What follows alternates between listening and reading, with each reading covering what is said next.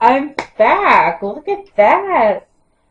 I almost feel like a real YouTuber taking months off with no warning. LOL. I'm not a real YouTuber. I am just a girl in a box on a screen. So, yeah, I'm back, and who cares? All right? No, I was trying to think of like a series to do that would like force me to make these videos, since it's supposed to be like a therapeutic thing. And I decided one thing I do all the time anyway, and so this time I could kind of get it out and put it out there, and it's not just in my head, is every time I read a book, fictional I guess I should say, specifically, is I cast it. I know that's actually apparently not weird. My friends say they do the same thing, but I'm like really gung-ho about it.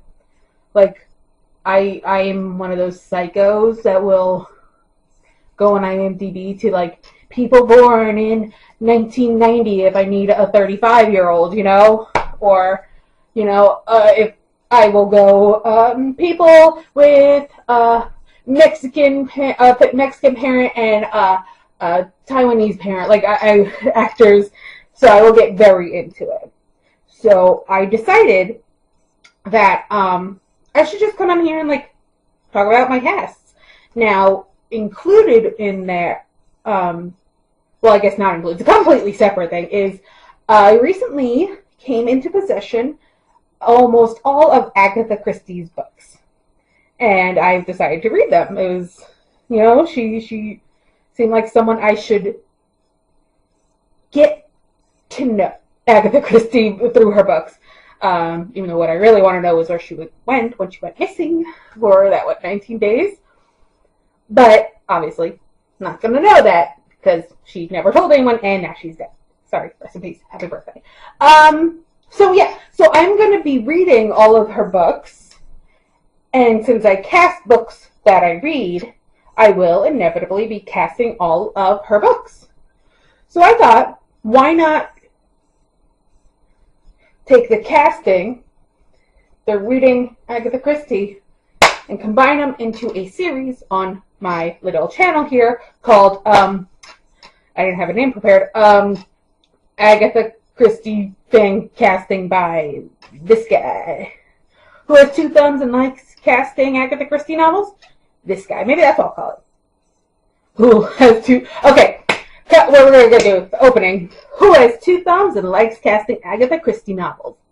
This guy. Okay, that's the spring phrase. So, let's start. I have finished the first book I've read of hers. I'm going to try to read it in order. I went very nerdy when I got all the books, and I made actually a spreadsheet because my grandmother, who I inherited these books from, she had such a collection, and some of them are like 3 novels published together. So it's like I had to keep track of how I had it. I inadvertently ended up reading Agatha's second book first, but it's the first book in the series with this these characters. This is The Secret Adversary, her second book. It was published, I should know this, 1922. So this copy is not original, is not a first edition. It's like its 17th release. But I read it, and it was very fun, and I'm very glad I started this one because I very much like Tuppence, the lead character, the character that will go on in this series. One of them, I guess I should say. So let's start with Tuppence, who I did cast. I saw Daisy Ridley in this role. I guess first say is these characters are British. This novel does take place in London.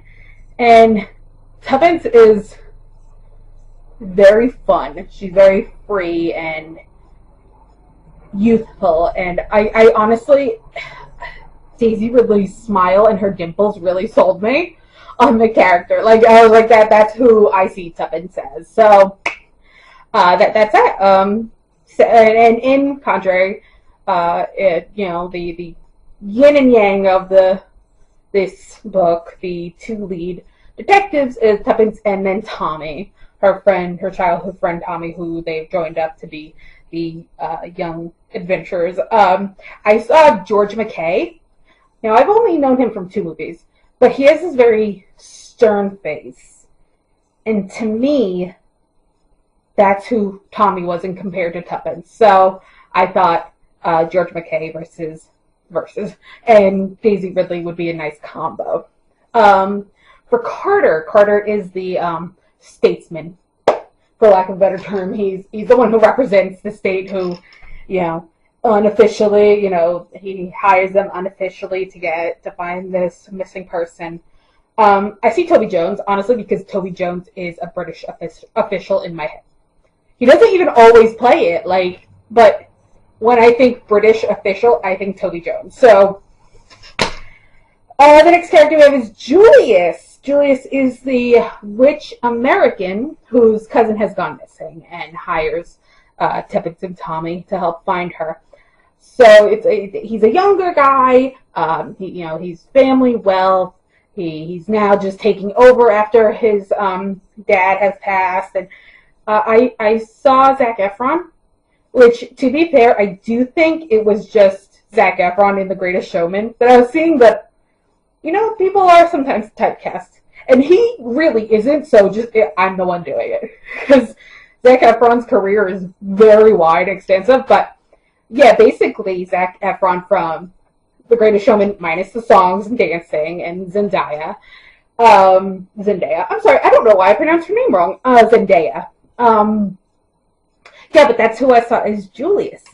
The next character is Sir James. He is like this big hotshot lawyer that everyone in London knows of, and he's like, I don't know, he's huge. He's like lawyer Albright. Like, everyone knows him simply because he's a lawyer, and he gets like the big cases, and all the cops know him on a first name basis. So I actually chose Rupert Evans, and that's simply because he's very attractive.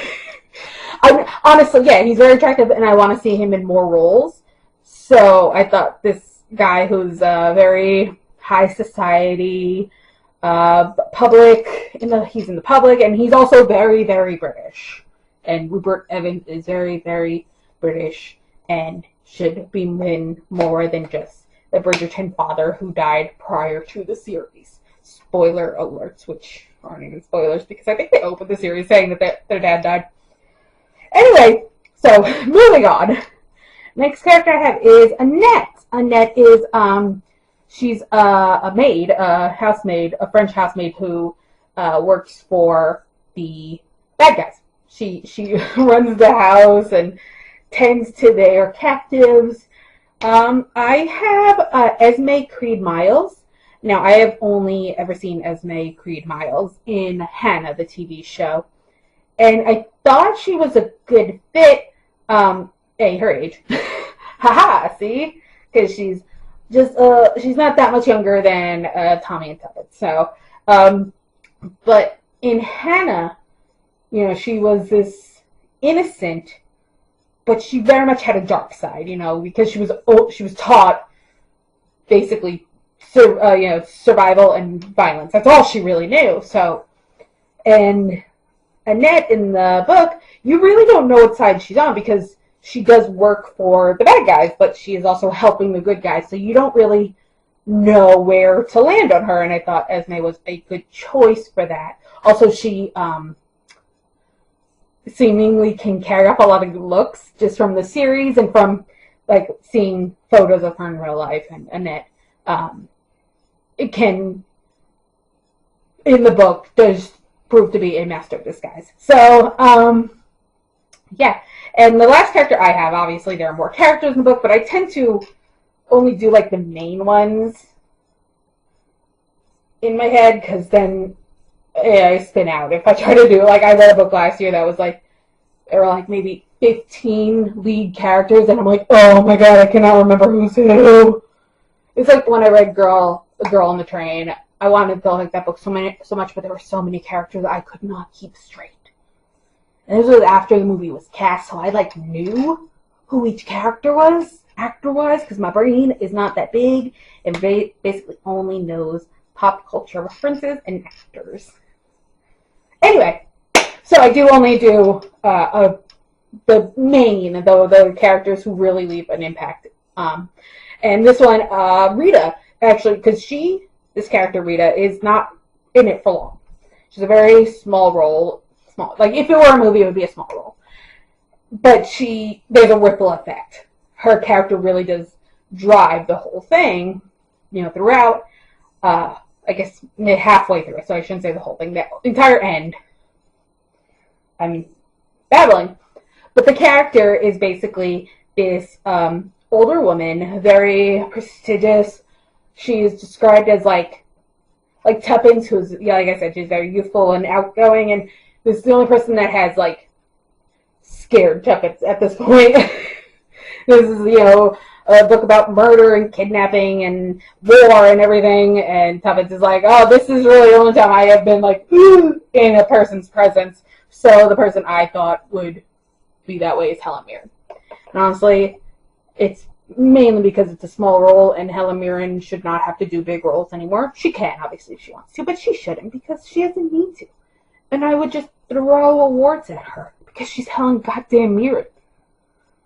Anyway, also, she is stunning, and I would also crumble in her presence, which I have been in her presence, and in fact, I did not feel good about myself afterwards. So, anyway, so that's my main cast for The Secret Adversary by Agatha Christie. Ooh, shine. No. Ooh, that. Can you see it? Can you see it? Can you see it? Shout out to, 2011 Grace Helbig. Can you see it? Can you see it? Can you see it? So yeah, I'll be back. I'm actually, just to let you know, what I decided to do is I'm going to read Agatha Christie, read 2 other books, Agatha Christie, 2 other books, Agatha Christie, 2 other books. So the next book I will be reading will be the first Agatha Christie. I'll go back to her first novel. So I will probably be done with the book I'm currently reading today or tomorrow, and then I'll be back to Agatha Christie. So I will cast that novel and be back with a new video shortly. Oh my god! So thank you for watching if you are. If not, thank you, Lindsay, for recording. Yeah, I hope this is fun for me, because this is something I very much love. And in a past life, or in another world, or another reality, I am a casting director, because it is a general love of mine. So yeah, I'm gonna do this. I'm also gonna link below, follow link, my MyCast account. I just started one. I didn't know it existed until 2 days ago. So I'm basically gonna do the same thing there and here, but there'll be every book I read on there. So, join us. Me and Yams over here, join us in our ongoing pledge to cast every book I've ever read. Thank you. Thank you for watching. All done.